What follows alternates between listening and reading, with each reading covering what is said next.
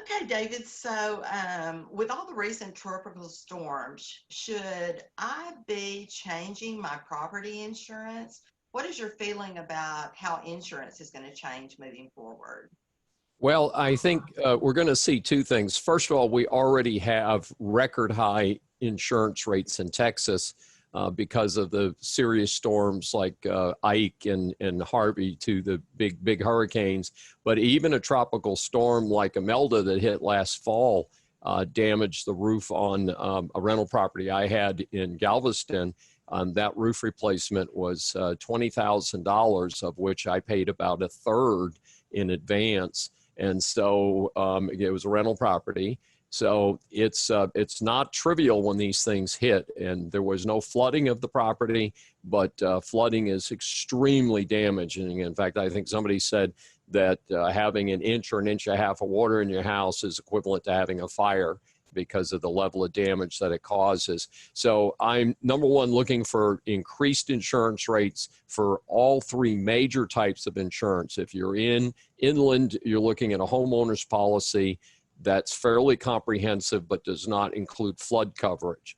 If you're on the shore, you're going to be buying three separate coverages: regular property insurance, windstorm insurance, and flood insurance. Now, there is a fairly sophisticated map. Many of us are familiar with it: the 100-year floodplain, the 500-year floodplain. As you know, in Hurricane Harvey, we hit the 500-year floodplain. And so the level of damage from Harvey was very substantial and did some pretty amazing work. The other issue that we're dealing with in urban areas like the city of Houston is that we are tearing down low density housing and replacing it with high density housing and high-rise condominiums and apartment complexes but we're not improving our flood control. A vivid example of this is I've been in the Houston Heights for over 20 years. And when I purchased my property in the Heights, we had no street flooding of any kind in the Heights. Today, sadly, we even with the storm that brushed past us this week, the week of September 21st, we've had substantial street ponding. I didn't see any streets blocked off, but in a recent storm, we had major intersections that were under 1.5 feet of water for at least 2 or 3 hours. So what we're seeing is areas that are not presently in a flood zone are flooding.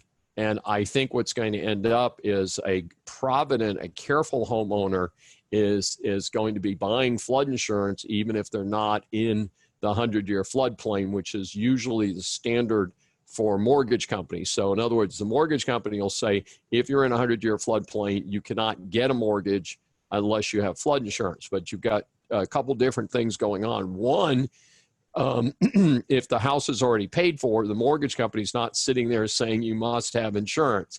So I certainly recommend that everyone, whether you are required by your mortgage company or not, to have basic homeowners coverage. Number two, given the current flooding circumstances, people may want to start looking into flood insurance, even if they're not required by their mortgage company or historically haven't been required by their mortgage company. Number three is with regard to rental properties and landlords, and that is that many landlords do not appreciate the fact that here in Texas we have a homestead exemption, which means that people cannot take your house if you have a huge judgment against you. They cannot touch your house because it's protected by Texas homestead. However, rental properties are not protected by the Homestead Act. And so what can happen is if you have a catastrophic loss, and it could be caused by an auto accident, it could be caused by a fire in one of your rental properties, you may have a very substantial claim that exceeds the normal homeowner coverage, which is usually $300,000, $500,000. And so what we recommend is especially if a person has more than one rental property. So in other words, starting with one rental property, but certainly if you have more than one rental property, having what's called an umbrella policy is very important. And so the umbrella policy covers losses that exceed basic insurance. Now, it's a fairly low-cost product, but that hides the cost, because in order to have an umbrella policy, you have to carry relatively high limits on your current homeowners policies, and your auto insurance policies have to have higher than normal limits. And then the umbrella kicks in over that. So you will pay more for your basic insurance, but the umbrellas themselves are surprisingly affordable.